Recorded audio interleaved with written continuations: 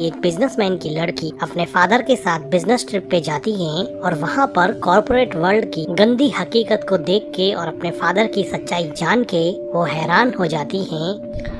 Movie की शुरुआत में हम देखते हैं कि 16 साल की एक लड़की ली अपने फादर के साथ बिजनेस ट्रिप पे आई हैं। ली के फादर एक मल्टीनेशनल कंपनी के सीईओ हैं। आज उनको एक बहुत बड़ी डील मिलने वाली है। वो अपने फादर से पूछती हैं कि क्या कर रहे हो डैड। तो डैड बताते हैं कि वो आज उस डील को पाने के लिए सेल्स पिच की तैयारी कर रहे हैं। ली कहती है कि क्या मैं भी चलूं आपकी कॉर्पोरेट मीटिंग में, मैं वहाँ पे काफी डिसिप्लिन और स्ट्रिक्ट रहूंगी। उसके डैड कहते हैं कि मैं जानता हूँ तुम यहीं पे रहो।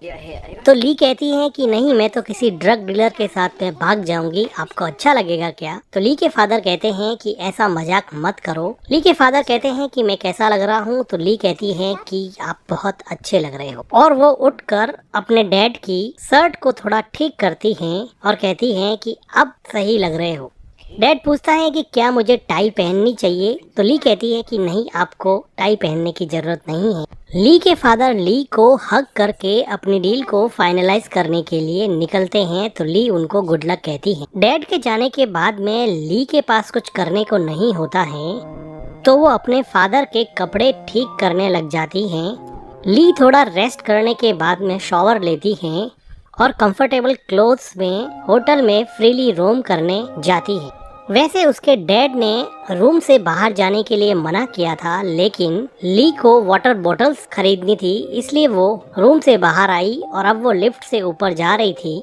तभी लिफ्ट के अंदर एक हैंडसम मिडल एज मैन आता है जो लिफ्ट का अपने फ्लोर का बटन दबाता है और अनइंटेंशनली ली को टच कर देता है। ली मस्ती में अपनी बबल गम चबा रही थी, पर वो आदमी अपनी फोन से नजरें हटा के ली के चार्मिंग लुक की तरफ देख रहा था। ली टिपिकल टीनेजर की तरह बबल गम से प्ले कर रही थी, लेकिन इस आदमी की नजर ली के चेहरे से हट ही नहीं रही थी और वो बार बार ली को देख रहा था। अब इस आदमी का फ्लोर आ जाता है तो वो लिफ्ट के बाहर चला जाता है।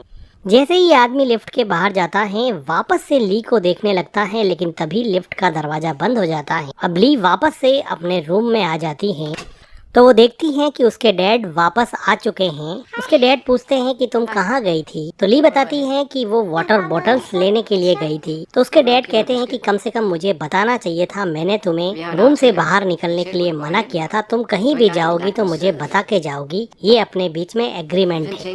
और वो थोड़े गुस्से में बोलते हैं कि तुम अपने आप को क्या समझती हो। ली चुपचाप आई एम सॉरी बोल देती है।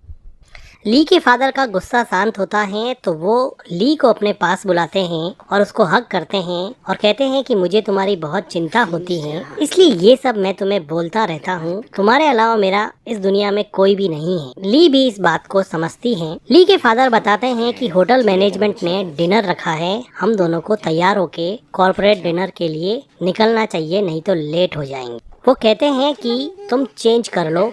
ली अपने फादर से अपना वाइट कॉर्पोरेट शर्ट मांगती हैं और अपनी टी को निकाल के डिनर के लिए वो वाइट शर्ट पहन लेती हैं, ताकि वो भी कॉर्पोरेट लोगों के साथ में घुल मिल सके। ली अपने डैड को पूछती हैं कि आपकी मीटिंग कैसी रही और आपको क्या लगता है, क्या आपको वो कॉन्ट्रैक्ट मिल जाएगा क्या। लेकिन उसके डैड उसकी इस बात का जवाब नहीं देते हुए ली के कॉर्पोरेट ड्रेस की काफी प्रशंसा करते हैं और कहते हैं कि तुम बहुत खूबसूरत लग रही हो, तुम सच में ही बहुत खूबसूरत हो, तुम मेरी बेटी जो हो। वो ली को कहते हैं कि चलो डिनर टेबल पे नीचे चलते हैं और उन लोगों से अब कॉन्ट्रैक्ट लेकर ही वापस आएंगे। ली कहती है कि हाँ डैड। ली के डैड ली को डिनर पार्टी में ले जाते हैं। ली देखती है कि उसके फादर एक आदमी क्रिस्टीन से हाथ मिला रहे होते हैं और वो ली को क्रिस्टीन से इंट्रोड्यूस करते हैं और कहते हैं कि ये मेरी डॉटर है। और ली को कहते हैं कि ये क्रिस्टीन है, ये हमारा परचेजिंग मैनेजर है। ली ऑलरेडी इस आदमी से लिफ्ट में मिल चुकी थी।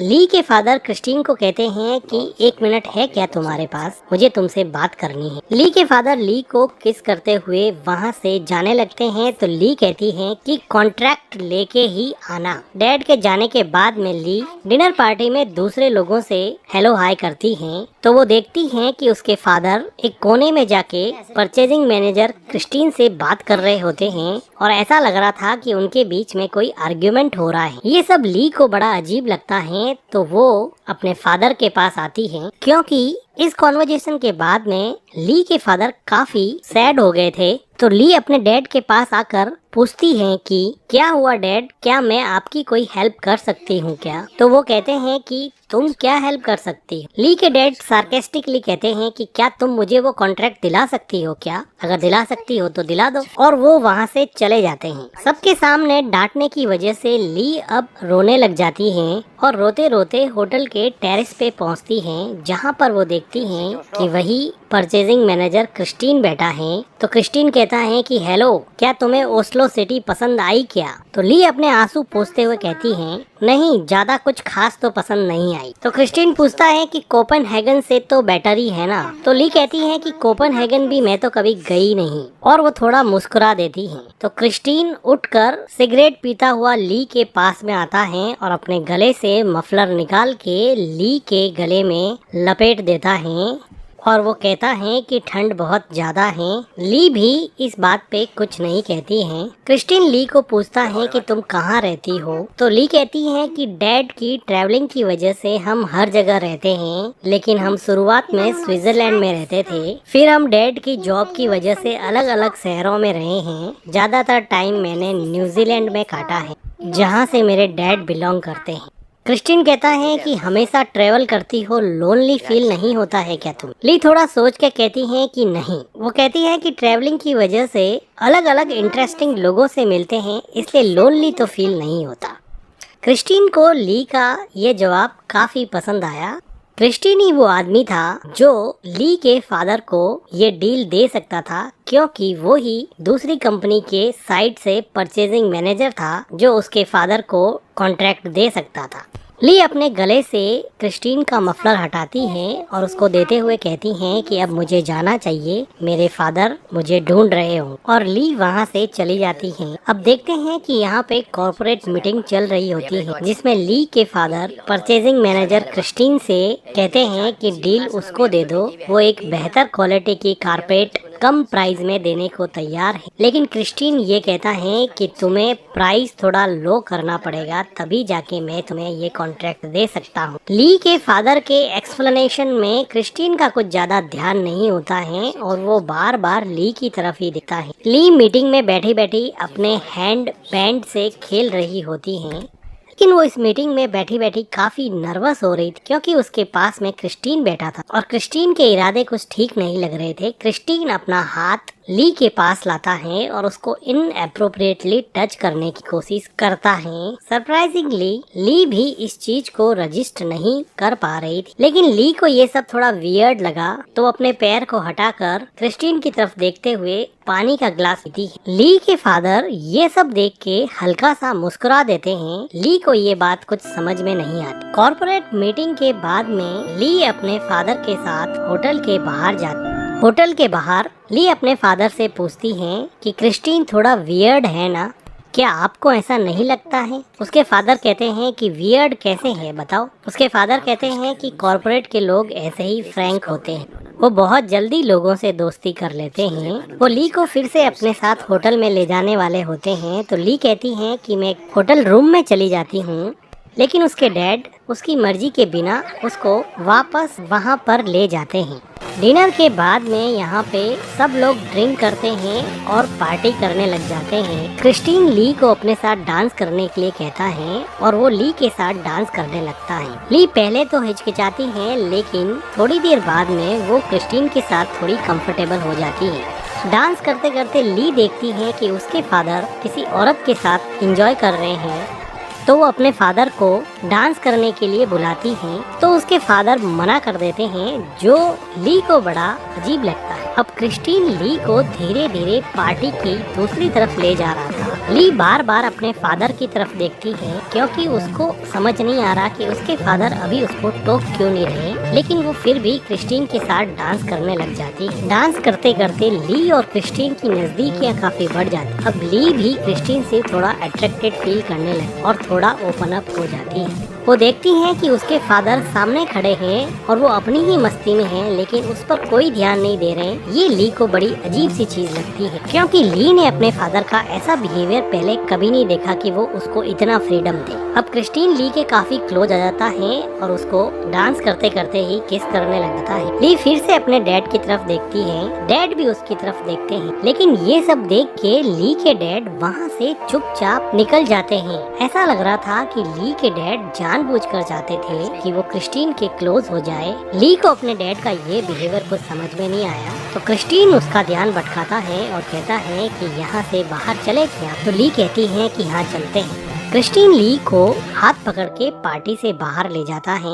ली दोनों तरफ से कंफ्यूज होती हुई चुपचाप क्रिस्टीन के साथ चली जा रही। उसको अपने फादर का ये बिहेवियर समझ में नहीं आ रहा था। क्रिस्टीन ली को अपने कमरे में ले जाता है और ड्रिंक करने के लिए ली को वोडका देता है। ली विंडो पे खड़ी वोडका ड्रिंक कर रही होती है और उसकी सांसें तेजी से चल रही। थोड़ी देर बाद में क्रिस्टीन ली के पीछे आता है और उसको नेक पर किस करने लग जाता है। उसके बाद में ली और क्रिस्टीन यहाँ पे इंटीमेट होते हैं। इंटीमेट होने के बाद में क्रिस्टीन वहाँ से चला जाता है और ली अकेली ही बैठी रहती है। ली को कुछ समझ में नहीं आया कि ये बिना बात किए ही कहाँ पे चला गया है। ली वापस से पार्टी हॉल में जाती है जहाँ पे अभी भी लोग पार्टी कर रहे होते हैं। ली पार्टी में अपने डैड को ढूंढती है। थोड़ी देर ढूंढने के बाद में ली अपने डैड को देखती है जो क्रिस्टीन से बात कर रहे थे और अब क्रिस्टीन और उसके डैड काफी खुश लग रहे थे, जो कि थोड़ी देर पहले आर्ग्यूमेंट पे उतर आए थे।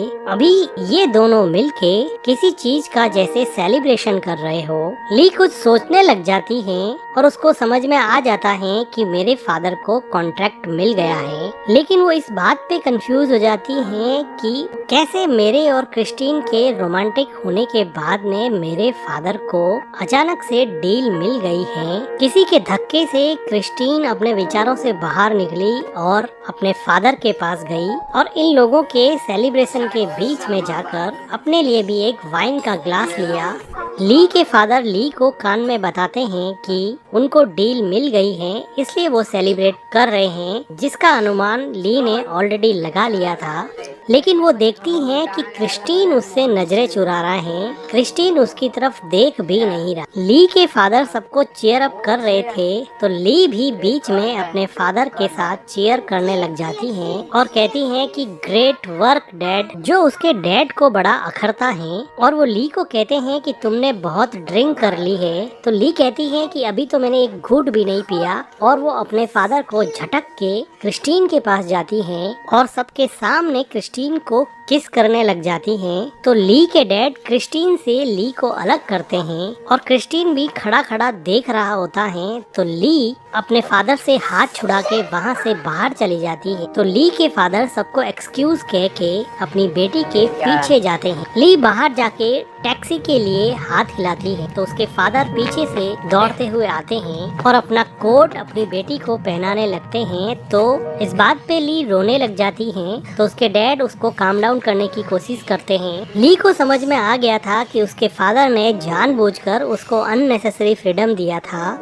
और क्रिस्टीन से डील पाने के लिए उसका यूज किया, और अब यहाँ पे अपनापन जता रहे हैं और कह रहे हैं कि कल तक सब ठीक हो जाएगा। क्रिस्टीन ने भी उसका अननेसेसरी फायदा उठाया। इंटीमेट होने के बाद में क्रिस्टीन उससे बात भी नहीं कर रहा था। ऐसा लग रहा था कि जैसे वो सिर्फ उसके साथ फिजिकल ही होना चाहता था, जबकि ली पूरी तरह से इमोशनली इन्वॉल्व हो गई। उसको बहुत बुरी तरह से हर्ट हुआ कि फादर उसको कंसोल करके हग करते हैं, लेकिन ली अपने फादर से दूर हट जाती हैं, क्योंकि अब फादर और डॉटर के बीच का ट्रस्ट ब्रेक हो गया था। तो ली के फादर कहते हैं कि तुम्हारे अलावा मेरी जिंदगी में कोई भी नहीं है, प्लीज तुम रुक जाओ।